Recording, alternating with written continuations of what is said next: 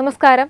മൊബൈലിൽ ഒരു taxi book ചെയ്യുന്നത് ഇന്നത്തെ ജീവിതത്തിന്റെ ഭാഗമായിരിക്കുകയാണ്. എന്നാൽ യാത്രക്കാരിൽ നിന്ന് വലിയ തുക ഈടാക്കുന്ന കമ്പനികൾ ഡ്രൈവർമാർക്ക് നൽകുന്നത് ന്യായമായ വരുമാനമാണോ? തങ്ങളുടെ അവകാശങ്ങളും ഉപജീവനവും സംരക്ഷിക്കണമെന്ന ആവശ്യവുമായി സംസ്ഥാനത്തെ ഓൺലൈൻ ടാക്സി ഡ്രൈവർമാർ അനിശ്ചിതകാല സമരത്തിലേക്ക് കടന്നിരിക്കുകയാണ്. സെക്രട്ടേറിയറ്റിനു മുന്നിൽ ശവപ്പെട്ടിയുമുള്ള പ്രതിഷേധം വരെ എത്തിയ ഈ സമരം കേരളത്തിലെ ഗതാഗത മേഖലയെ എങ്ങനെ ബാധിക്കും? വീഡിയോ കാണാം.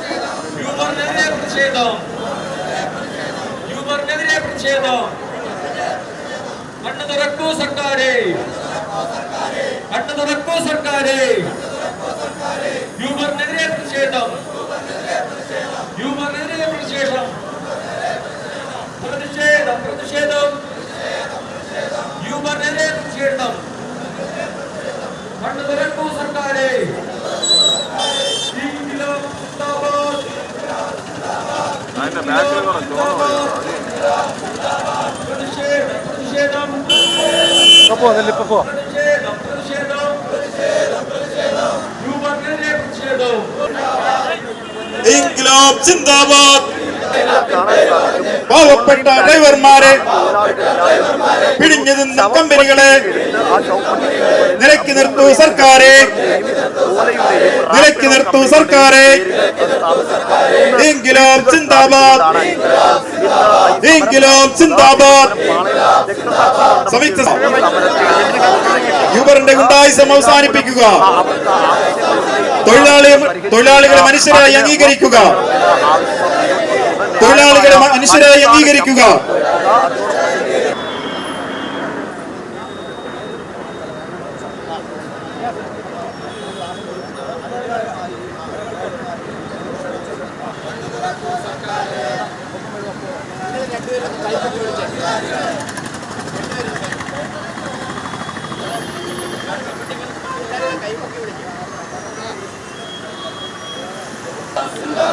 ഓൺലൈൻ ടാക്സി സിന്ദാബാദ്, ഓൺലൈൻ ടാക്സി സിന്ദാബാദ്, സംയുക്ത സമിതി സിന്ദാബാദ്, സംയുക്ത സമിതി സിന്ദാബാദ്. ഓഫ്ലൈൻ സമരം സിന്ദാബാദ്, ഓഫ്ലൈൻ സമരം സിന്ദാബാദ്. പ്രതിഷേധം, പ്രതിഷേധം, ഓൺലൈൻ ടാക്സി പ്രതിഷേധം.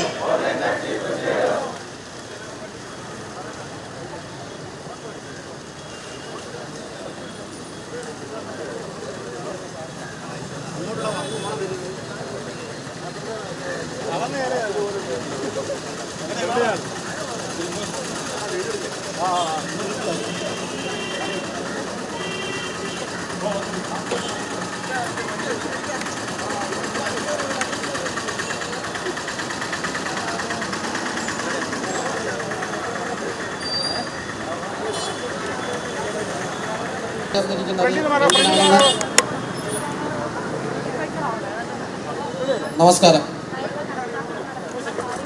ഹലോ, എല്ലാവരും ഇങ്ങോട്ട് ശ്രദ്ധിക്കുക. നമസ്കാരം. നമ്മളിന്നിവിടെ എല്ലാവരും ഒത്തുകൂടിയിരിക്കുന്നത് എന്തിനാണ് എന്ന് നിങ്ങൾക്ക് എല്ലാവർക്കും കൃത്യമായി പറയാം.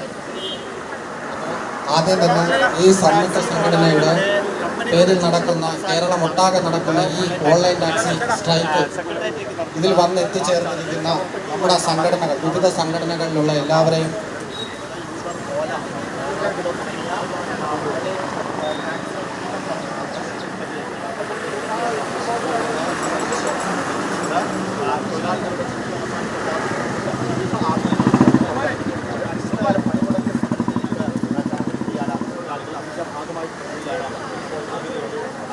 നമസ്കാരം. നമ്മുടെ സമര പരിപാടികൾ ആരംഭിക്കുകയാണ്. ഈ പരിപാടിയുടെ അധ്യക്ഷനായിട്ട് ബഹുമാനപ്പെട്ട ഷിയാസിനെ ക്ഷണിക്കുന്നു.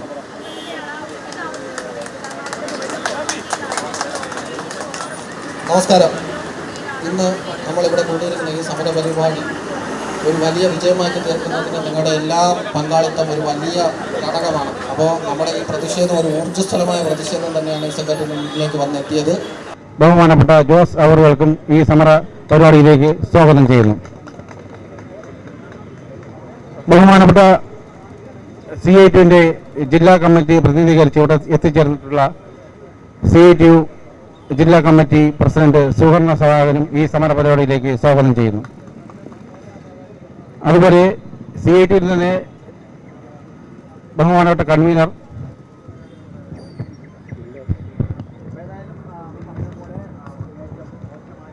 പ്രകാശ് അവർകൾ, തിരുവനന്തപുരം ജില്ലാ committee state committee member Sanal Kattakada, അതുപോലെ ഡിസ്ട്രിക്ട് കമ്മിറ്റി മെമ്പർ പ്രകാശ് എന്നിവർക്കും സ്വാഗതം അർപ്പിക്കുന്നു.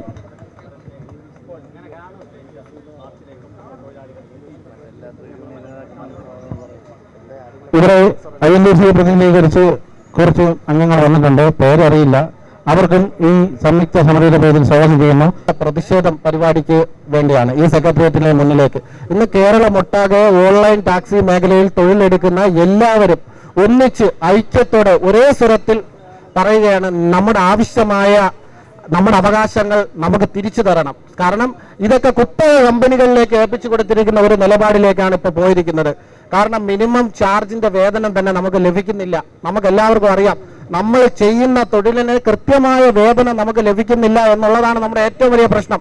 ബാക്കി എന്തും സഹിക്കാം, കമ്പനികൾ നമ്മളോട് ചെയ്യുന്ന ബാക്കിയുള്ള ചെറിയ ചെറിയ പ്രശ്നങ്ങൾ നമുക്ക് സഹിക്കാവുന്നതേ ഉള്ളൂ. പക്ഷേ ചെയ്യുന്ന ജോലിക്ക് കൃത്യമായ വേതനം കിട്ടുന്നില്ല എന്ന് പറഞ്ഞാൽ നമുക്ക് അതൊരിക്കലും അംഗീകരിക്കാൻ കഴിയില്ല.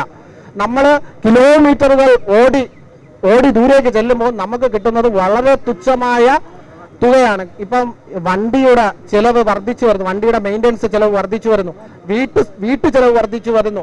ഈ വാഹനങ്ങൾ നിരത്തിലേക്ക് ഇറക്കിയിരിക്കുന്ന നമുക്ക് എല്ലാവർക്കും കടബാധ്യതകളാണ്. കാരണം എങ്ങനെയാണെന്ന് വെച്ചാൽ ഒരു EMI പോലും ഇല്ലാതെ സ്വന്തമായി റെഡി ക്യാഷിന് വാഹനം ഇറക്കി എന്ന് പറയാൻ പറ്റുന്ന ആരും തന്നെ നമ്മുടെ കൂട്ടത്തിലില്ല.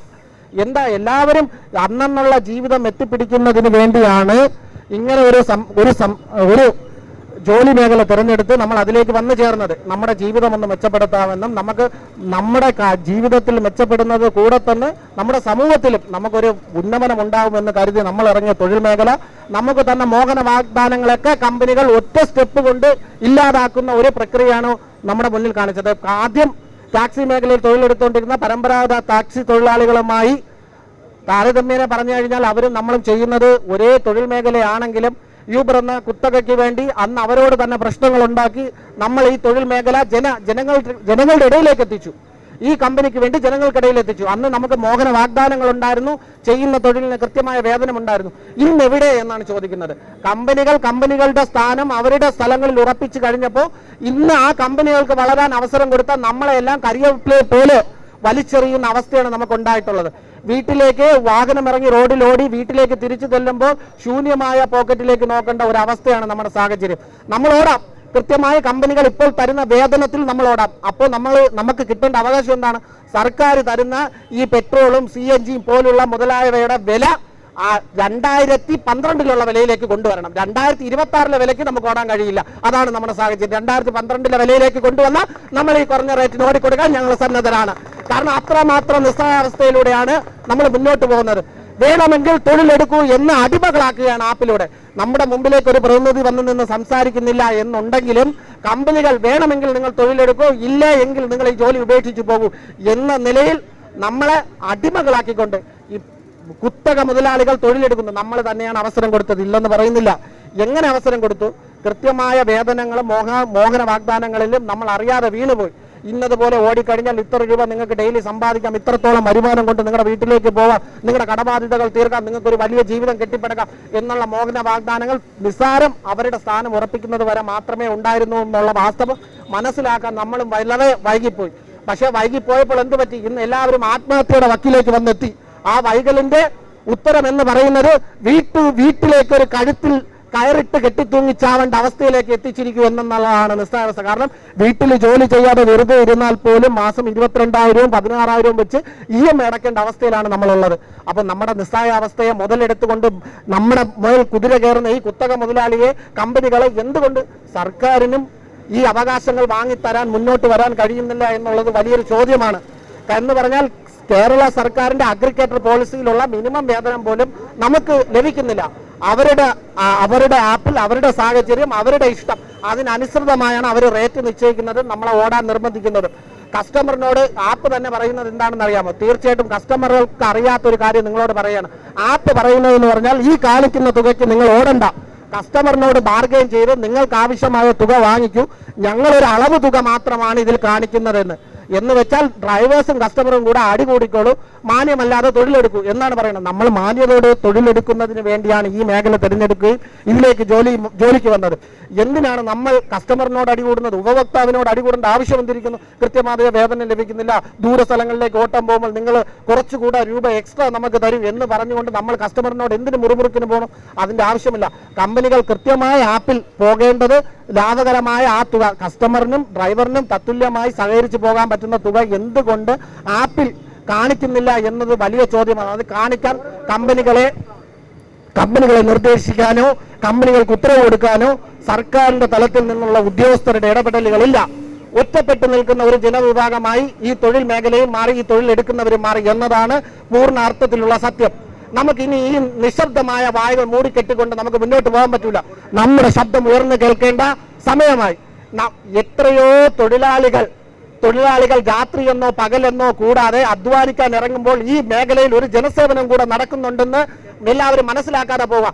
അമ്മ പെങ്ങന്മാരും സഹോദരങ്ങളും രാത്രി കാലയളവിൽ സുരക്ഷിതമായി യാത്ര ചെയ്ത് അവരവരുടെ വീട്ടിലേക്ക് എത്താനുള്ള സാഹചര്യം കൃത്യമായി ഒരുക്കി കൊടുക്കുന്ന ഒരു ജനവിഭാഗം കൂടെയാണ് നമ്മൾ. അപ്പം നമ്മളെ കണ്ടില്ല എന്ന് നടിച്ചുകൊണ്ട് മുന്നോട്ട് പോകുന്നത് ശരിയായ ഒരു പ്രവണതയല്ല. അത് ഒന്നും കൂടെ എല്ലാ ഉദ്യോഗസ്ഥ തലത്തിലുള്ളവരെയും ഓർമ്മപ്പെടുത്തുകയാണ്. നമ്മുടെ നിത്യവൃത്തിക്ക് വേണ്ടി ജീവിതത്തിന് വേണ്ടി ഇറങ്ങുമ്പോൾ ഇപ്പോൾ ഒരു കാര്യം കൂടെ പറഞ്ഞിട്ടുണ്ട്, PCC ഡ്രൈവേഴ്സിനെല്ലാം നിർബന്ധമാക്കിയിട്ടുണ്ട്. ക്രിമിനലുകൾ തൊഴിലെടുക്കുന്ന ഒരു മേഖലയാണ് ഓൺലൈൻ ടാക്സി മേഖല എന്നൊരു ചിത്രീകരണം. എത്രത്തോളം ക്രിമിനലുകൾ ഉണ്ട് എന്ന് ഓൺലൈൻ ടാക്സി മേഖലയിൽ ഉണ്ട് എന്നാണ് നിങ്ങൾ പറയുന്നത്? ഈ കമ്പനികൾ പോലും മറ്റാരുടെയോ പേരിൽ സെയിം പേരിൽ ഒരു കേസുണ്ട് എന്ന് പറഞ്ഞാൽ അക്കൗണ്ട് ഓപ്പൺ ആക്കി തരാത്ത കമ്പനികളോടാണ് നിങ്ങൾ പറയുന്നത് ഓൺലൈൻ മേഖലയിൽ തൊഴിലെടുക്കുന്ന ഡ്രൈവേഴ്സിന് PCC നിർബന്ധമാക്കണം. PCC നിർബന്ധമാക്കിക്കോളും. ചെയ്യുന്ന ജോലിയിൽ നിന്നല്ലേ ഒരു വരുമാനം എടുത്ത് തന്ന് ഈ PCC വാങ്ങിക്കാൻ കഴിയൂ. അതിനും വലിയൊരു തുകയാണ് നമ്മൾ ചെലവഴിക്കേണ്ടി വരുന്നത്. ഈ ചെലവഴിക്കേണ്ടി വരുന്ന ഈ തുക അതാരാ? നമ്മുടെ കയ്യിൽ നിന്നാണ് എടുക്കുന്നത്. ചെയ്യുന്ന ജോലിക്ക് വരുമാനമില്ലെങ്കിൽ എങ്ങനെ PCC എടുക്കുമെന്നാണ് ഞാൻ പറയുന്നത്. രാത്രിയെന്നോ പകലെന്നോ തൊഴിലെടുക്കുന്ന എല്ലാ ടാക്സി മേഖലയിലുള്ള തൊഴിലാളികൾക്കും PCC നിർബന്ധമാക്കട്ടെ. ഏകപക്ഷീയമായി ഓൺലൈനിൽ ഓടുന്ന രാത്രി തൊഴിലെടുക്കുന്ന ടാക്സി തൊഴിലാളികൾക്ക് മാത്രം PCC വേണമെന്ന് പറയുന്ന ഒരു നിലപാടിനോടും അംഗീകരിക്കാൻ കഴിയുന്നില്ല. ചൂഷണങ്ങൾക്കും അടിമത്തത്തിനും വേണ്ടി മാത്രം ഈ തൊഴിൽ മേഖലയിലുള്ള ജനവിഭാഗത്തിലുള്ള ഡ്രൈവേഴ്സിനെ ഉപയോഗിക്കുന്നതിനോട് ഒത്തുപോകാൻ നമ്മുടെ സംഘടനകൾക്കും കഴിയുന്നില്ല എന്നുള്ളതാണ് വാസ്തവത്തിലുള്ള സത്യം. അതുപോലെ തന്നെ വൈറ്റ് ബോർഡിൽ ഓടുന്ന ബൈക്ക് ടാക്സികൾ എന്ത് നിയമത്തിന്റെ അടിസ്ഥാനത്തിലാണ് സർക്കാർ തന്നെ സൗകര്യം ഒരുക്കിക്കൊണ്ട് വൈറ്റ് ബോർഡിൽ ഓടുന്ന ടാക്സി ബൈക്കുകൾക്ക് ഇവിടെ അനുമതി കൊടുത്തത്? സർക്കാരിന് ഒരു പോളിസി ഇല്ലേ? യെല്ലോ ബോർഡിൽ മാത്രമാണ് ഓടാനുള്ള ഒരു അംഗീകരിച്ച അഗ്രികൾച്ചർ പോളിസി ഉള്ളപ്പോൾ വൈറ്റ് ബോർഡ് വെച്ചുകൊണ്ടുള്ള ബൈക്ക് ടാക്സി സർവീസുകൾ ഇവിടെ നടക്കുകയാണ്. ഇന്ന് നമുക്കെല്ലാം അറിയാൻ കഴിഞ്ഞതാണ് വാർത്തയിൽ. നമ്മുടെ ഒരു സഹോദരി തന്നെ ബൈക്ക് ടാക്സി ബുക്ക് ചെയ്ത് പോയിട്ട് എത്രത്തോളം നിസ്സായ അവസ്ഥയിൽ അപകടം പറ്റിയിട്ട് ആരും തിരിഞ്ഞു നോക്കാനില്ല, കമ്പനി തിരിഞ്ഞു നോക്കാനില്ല. ആര് സുരക്ഷിതത്വം കൊടുത്തിട്ടാണ് സർക്കാർ ഇതിനുള്ള അനുമതി കൊടുത്തിരിക്കുന്നതെന്ന് അറിയാൻ കഴിയുന്നില്ല. എല്ലാം അംഗീകരിച്ചുകൊണ്ട് എല്ലാ രീതിയിലും പെർമിറ്റ്, ടാക്സ്, GPS മുതലായവ എല്ലാം എടുത്തുകൊണ്ട് ഒരു ടാക്സി വാഹനം നിരത്തിലേക്ക് ഇറക്കുമ്പോൾ അവന് വരുന്ന സാമ്പത്തിക എന്ന് പറയുന്നത് വലിയൊരു തുകയാണ്. 2 വർഷത്തിലൊരിക്കലുള്ള ടെസ്റ്റ്, ഇതിനുള്ള മെയിൻ്റെനൻസ്, മറ്റു കാര്യങ്ങൾ, വാഹനത്തിനുള്ള മെയിൻ്റെനൻസ്, GPS പോലെയുള്ള മുതലായ എല്ലാ കാര്യങ്ങൾക്കും വലിയൊരു തുക ചെലവിടേണ്ടി വരുന്ന ഡ്രൈവർ സുഹൃത്തുക്കളെ കണ്ടില്ലെന്ന് നടിക്കുകയും കൃത്യമായ ഒരു വരുമാനം വാങ്ങിച്ചു തരാൻ ഒരു ഇടപെടൽ നടത്താതിരിക്കുകയും ചെയ്യുന്നിടത്തോളം കാലം നമ്മുടെ ഈ തൊഴിൽ മേഖല ഇങ്ങനെ മുന്നോട്ട് പോവില്ല.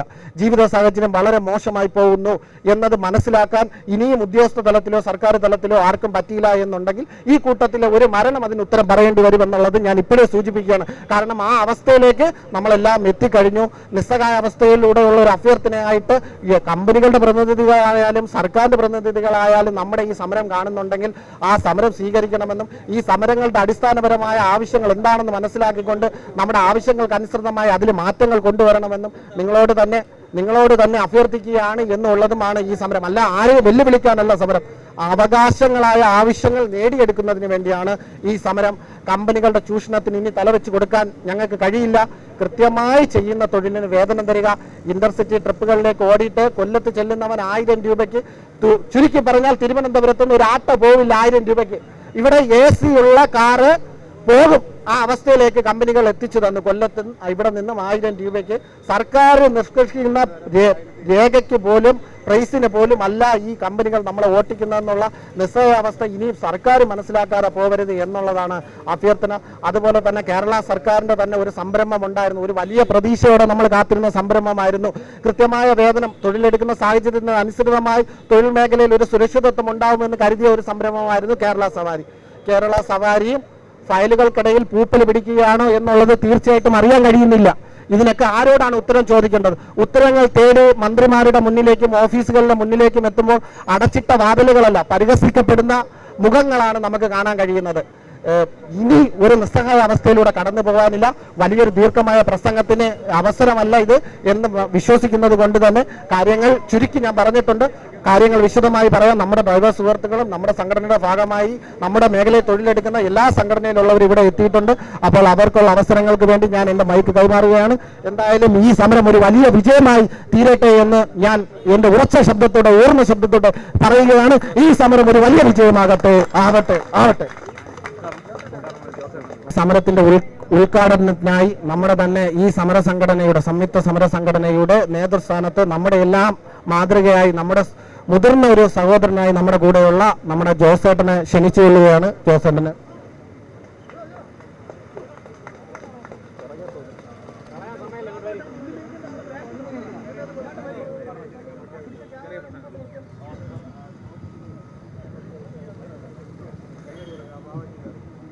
പ്രിയ ഡ്രൈവർ സഹോദരങ്ങളെ, ഏകദേശം 10 വർഷത്തോളമായി നമ്മൾ ഈ ഓൺലൈൻ ഫീൽഡിൽ വണ്ടി ഓടിക്കാൻ തുടങ്ങിയിട്ട്, ആ സമയം മുതൽ ഈ 10 വർഷത്തിന് ശേഷം ഉണ്ടായിരിക്കുന്ന നമ്മുടെ നിരക്ക് എങ്ങനെയെന്ന് നമുക്ക് എല്ലാവർക്കും അറിയാവുന്നതാണ്.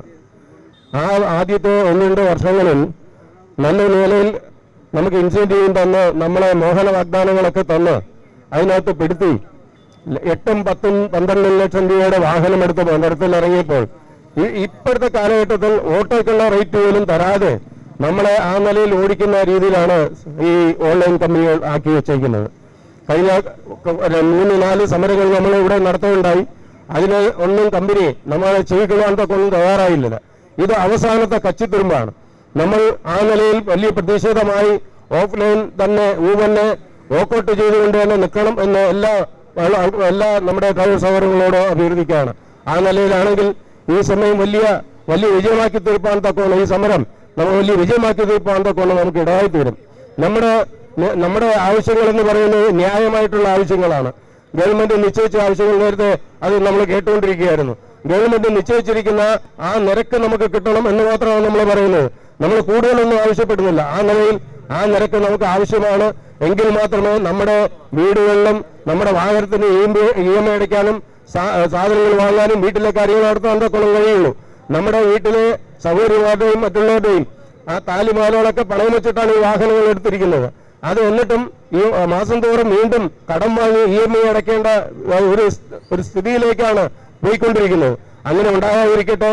എല്ലാ ഡ്രൈവർ സഹോദരങ്ങളും ഈ നിലയിൽ നമ്മൾ സഹകരിച്ചുകൊണ്ട് ഊബർ ഓഫ് ചെയ്ത് വെച്ച് ഈ വൈകാന്തൊക്കെ ഇടായതുകൊണ്ട് ആ നിലയിൽ എല്ലാവരും ഓർക്കുകയാണ്. വരും ദിവസങ്ങളിൽ ആ പ്രതിഷേധം വീണ്ടും തുടരണം. നമുക്ക് ഒരു മാറ്റം ആപ്ലിക്കേഷനിൽ നമുക്ക് ലെറ്ററോ അല്ലെങ്കിൽ വിളിച്ചു പറഞ്ഞോ ഒന്നുമല്ല, മൊബൈലിനകത്ത് ആ ആപ്ലിക്കേഷനിൽ നമുക്ക് മാന്യമായ റേറ്റ് റിഫ്ലക്ട് ആവുന്നതുവരെ ഊബർ നമ്മൾ ഉപയോഗിക്കില്ല എന്ന് തന്നെ പറയുകയാണ്. ആ നിലയിൽ സമരം മുമ്പോട്ട് പോട്ടെ. നമുക്ക് ആ നിലയിൽ ഒരുമിച്ച് നിന്നുകൊണ്ട് ഇതിനെ വലിയ വിജയമാക്കി തീർക്കാം. ഗവൺമെന്റിനോട് നമ്മൾ പല നിലയിലും അതിന് വേണ്ടുന്ന ഡിമാൻഡ് ലെറ്റർ കൊടുത്തിട്ടുണ്ട്, കാര്യങ്ങൾ പറഞ്ഞിട്ടുണ്ട്. ആ കാര്യങ്ങൾ നമുക്ക് നേടിത്തരുവാൻ തക്കോളം ഗവൺമെന്റിനോടും അഭ്യർത്ഥിക്കുകയാണ്. വരും ദിവസങ്ങളിൽ ആ നിലയിലുള്ള ഒരു അനുകൂലമായ സന്ദർഭം സാഹചര്യം നമുക്ക് ഉണ്ടാകും എന്ന് തന്നെയാണ് വിചാരിക്കുന്നത്.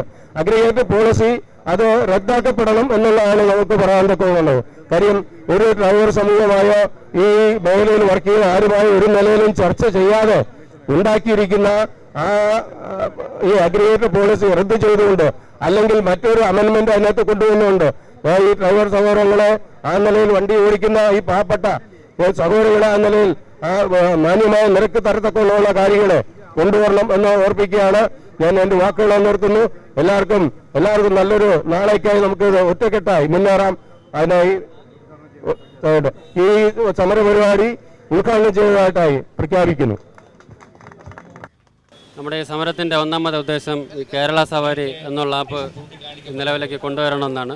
രണ്ടാമത് ഈ ഊബർ, ഓല, റാപ്പിഡോ എന്നുള്ള കമ്പനികൾ, ഈ 3 കമ്പനികളും നമുക്കിപ്പോൾ വളരെ ചൂഷണമാണ് തന്നുകൊണ്ടിരിക്കുന്നത്. മിനിമം ചാർജ് 200 രൂപ പോലും ഇല്ലാതെയാണ് ഊബർ, റാപ്പിഡോ, ഓല എന്നുള്ള പ്രൈവറ്റ് കമ്പനികൾ ഇപ്പോൾ ഓടിക്കൊണ്ടിരിക്കുന്നത്. അതുമാത്രമല്ല, ഇൻ്റർസിറ്റി ട്രിപ്പുകളിൽ ഡബിൾ സൈഡ് റേറ്റിൽ 1 വേ ട്രിപ്പുകൾ പോലും 15 രൂപ എന്ന റേറ്റിനാണ് 18 രൂപയെങ്കിലും ഡബിൾ സൈഡ് റേറ്റ് കിട്ടണമെന്നാണ് നമ്മുടെ ഒരു അത്. രണ്ടാമത് കേരള സവാരി എന്നുള്ള ആപ്പ് കൊണ്ടുവരണം. ന്യായമായ വേതനം, തൊഴിലുറപ്പ്, കമ്പനികളുടെ ഉയർന്ന കമ്മീഷൻ എന്നിവ ചൂണ്ടിക്കാട്ടിയാണ് ഡ്രൈവർമാർ സമരം ശക്തമാക്കുന്നത്. അതേസമയം സമരം മൂലം സാധാരണ യാത്രക്കാരും വലിയ ബുദ്ധിമുട്ടുകളാണ് നേരിടുന്നത്. സർക്കാർ, കമ്പനികൾ, ഡ്രൈവർ സംഘടനകൾ എന്നിവർ ചർച്ചയിലൂടെ പ്രശ്നപരിഹാരം കണ്ടെത്തുമോ എന്നതാണ് ഇനി കണ്ടറിയേണ്ടത്. ഓൺലൈൻ ടാക്സി ഡ്രൈവർമാരുടെ ആവശ്യങ്ങൾ ന്യായമാണെന്ന് നിങ്ങൾ കരുതുന്നുണ്ടോ? ഈ സമരം എത്രത്തോളം ന്യായീകരിക്കാനാവും? നിങ്ങളുടെ അഭിപ്രായം കമൻറ്റ് ചെയ്യൂ. വീഡിയോ ഇഷ്ടമായെങ്കിൽ ലൈക്ക് ചെയ്യാനും ഷെയർ ചെയ്യാനും നമ്മുടെ ചാനൽ സബ്സ്ക്രൈബ് ചെയ്യാനും മറക്കരുത്. വെബ് ഡെസ്ക് തത്തുമൈ ന്യൂസ്.